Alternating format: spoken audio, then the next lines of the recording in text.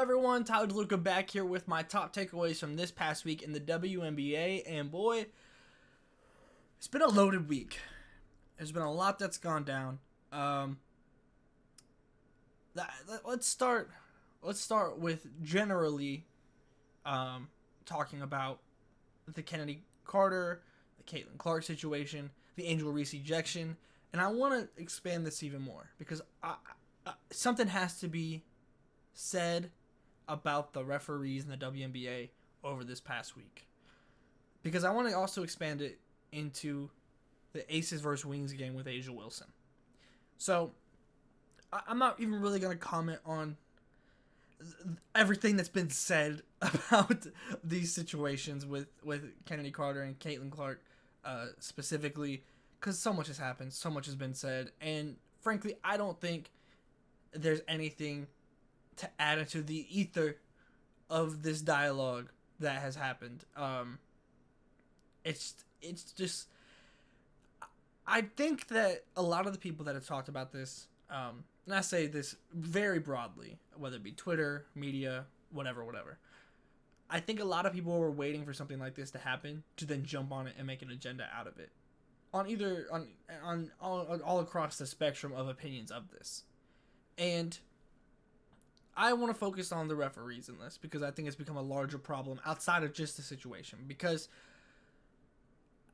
the fact that wasn't called a flagrant one at the time seems crazy to me. Yes, it was changed after the fact, but that just seems crazy to me. Like, and it just wasn't a basketball play. Should have been called a flagrant one. Now, I don't think in that specific situation that, because of everyone just being kind of awaiting a situation to talk about Caitlin Clark and the rest of the WNBA and how they're targeting her, I don't think that the flagrant one would have changed that.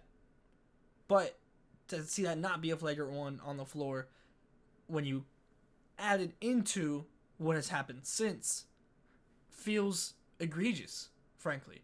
Let's go further. The Angel Reese ejection. It was against the Liberty late in the game. She gets called for a foul and goes, "That's BS, technical foul." Waves her arm at the ref, 2 technical fouls. Right in succession, right back to back. Both teams were questioning it. There was no warning. We heard from the refs after the game. There was no prior warnings given to Angel. The game hadn't been like incredibly chippy or anything like that, just across the board. Like Benajah Lady Hamilton and Marina Mabry got into it twice, which ended up with them getting double technicals on the second occasion. They just got tied up. But that was it. There was no, seemingly from the broadcast, there was no extracurricular stuff or anything like that. And the fact that Angel Reese got ejected was egregious. There's just no way around that. It was incredibly soft. And to see both Caitlin and Angel be involved in one way or the other with bad refereeing, when they're your biggest stars, bringing the most eyes right now in this moment, not the best players, but just bringing the most viewers, it's bad. It's very bad. It'd be bad in general. And this is a conversation that's new to the NBA when it comes to the referees. I mean, it's pretty much across any sport you're going to get some level of dialogue about the referees, just because that's just kind of how sports are. But this just, it's very bad. Like, it's inexcusable. And then you go to the next game. A'ja Wilson, who is the best player in the world. There's no other way around it. Like, the way she's playing right now, that's the best player in the world.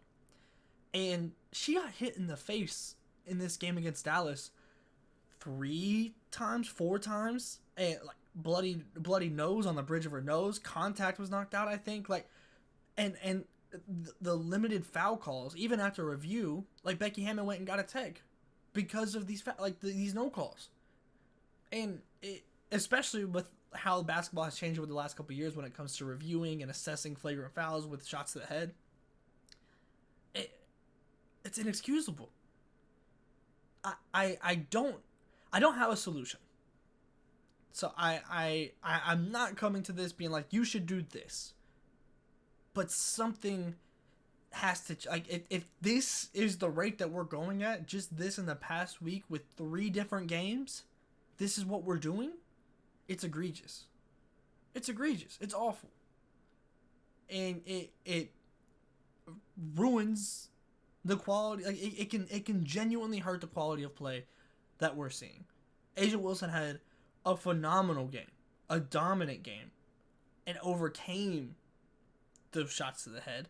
But I just across the board, without any commentary on the outside commentary that had to do with this, more so specifically Kennedy Carter and Caitlin Clark, the refs just have to be better. They do. Like I said, I don't have the solution for that. I don't know what that looks like in the sense of fixing it. I don't have that answer. But something has to change with it. But moving on from that, let's talk some of the play on the court, because the Seattle Storm looked great. Going into a game against the Aces next, on a long win streak now. We're about to, I mean, obviously the Aces are the bar. They are still, even without Chelsea Gray, to me, until someone knocks them down, they are the bar. Like, even with Connecticut being undefeated, like, and I've been on here very positive about Connecticut. I am very positive about Connecticut, but ultimately the Vegas Aces are the bar. Now, the Storm get to test up to that bar and see where they're at. And this past game with the Mercury, Neko Ogwumike was out, and Ezi Magmagor, who just signed a contract extension with the Storm, she has leveled up every year. And honestly, I was coming into the season, I was very high on the Storm. I picked them preseason to be in the finals against the Aces. So I've been very high on the Storm. However, I can't act like I wasn't a bit worried about just the general